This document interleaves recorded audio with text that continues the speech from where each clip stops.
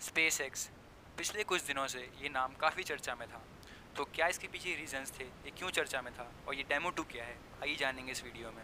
तो सबसे पहले स्पेसएक्स एक अमेरिकन प्राइवेट कंपनी है जो एरोस्पेस गुड्स मैन्युफैक्चर करती है, ट्रांसपोर्ट करती है और स्पेस के बारे में रिसर्च करती है। डेमो 2 उस मिशन का नाम है जो स्पेसएक्स ने लॉन्च किया है अपने एस्ट्रोनॉट्स को इंटरनेशनल स्पेस स्टेशन में भेजने के लिए। तो सबसे पहले हम डिस्कस करेंगे स्पेसएक्स के founder and CEO Elon Musk के बारे में। So it's a reality that Elon सिर्फ SpaceX की CEO नहीं है. He's a CEO of Tesla. He's a founder of the Boring Company. He's a founder of PayPal. He's a co-founder of Neuralink, Zip2, and many more like this. ये जान के आप हैरान हो जाएंगे कि इलॉन मस्क के पास एक नहीं, दो नहीं, पूरे 3 कंट्रीज़ की नेशनैलिटीज़ है, including Canada, south Africa and USA. ये फैक्ट है कि इलॉन मस्क टेस्ला कंपनी से सिर्फ एनुअल सैलरी $1 लेते हैं।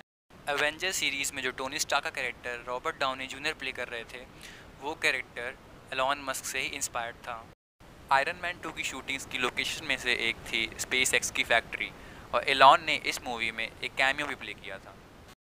फोर्ब्स की लिस्ट के according the richest person of the world की लिस्ट में एलॉन की रैंक 31st है with a net worth of $38.8 billion.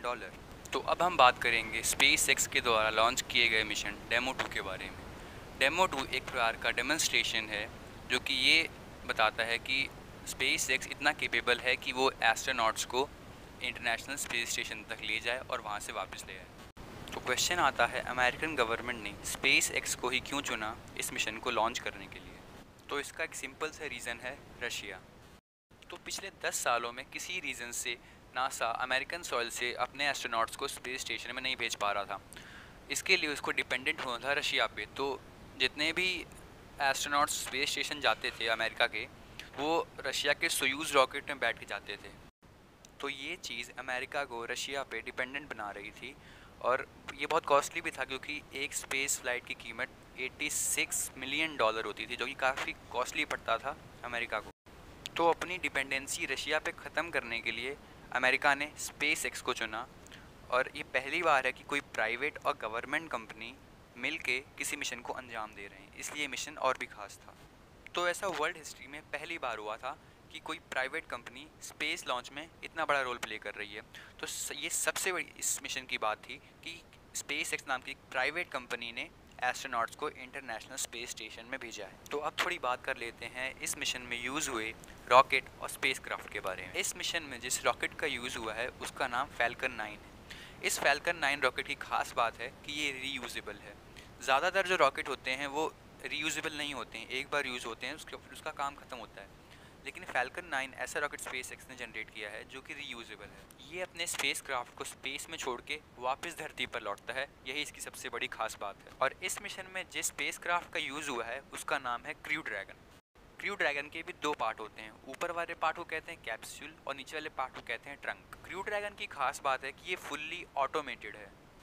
तो जो रॉकेट यूज़ हुआ है उसका नाम है फैल्कन 9 और जो स्पेसक्राफ्ट यूज़ हुआ है उसका नाम है क्रू ड्रैगन। तो वो जो 2 एस्ट्रोनॉट्स जिनको स्पेसएक्स स्पेस स्टेशन में भेज रहा है वो हैं डग हर्ली एंड बॉब बैंकन। पहले ये मिशन प्लान किया गया था 27-28 मई को, लेकिन ख़राब वेदर कंडीशंस के कारण इसको लॉन्च किया गया 30 मई को।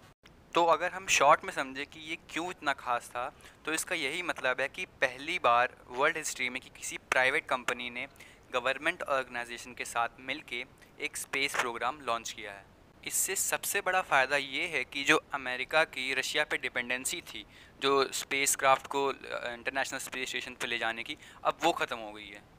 ये मिशन एक नए एरा की बिगिनिंग के तौर पे भी देखा जा रहा है जो कमर्शलाइजेशन ऑफ स्पेस को प्रमोट करेगा। तो जो एलॉन मस्क हैं वो चाहते हैं कि मार्स पे भी ह्यूमन कॉलोनी हो, उनका ये एक सपना है। वो कहते हैं कि मेरा सपना है कि हम लोग मार्स पे भी ह्यूमन कॉलोनी बनाएं। तो अब क्वेश्चन ये आता है कि इस मिशन से इंडियन गवर्नमेंट और इसरो क्या सीख सकता है? तो सबसे बड़ी सीख ये होगी कि इंडियन गवर्नमेंट को भी प्राइवेट कंपनीज़ के साथ कुछ कोलैबोरेशन करना चाहिए ताकि हम स्पेस में और ऊंचाइयां छू सकें। So this is the end of our video and I hope you all have enjoyed it and thanks for watching.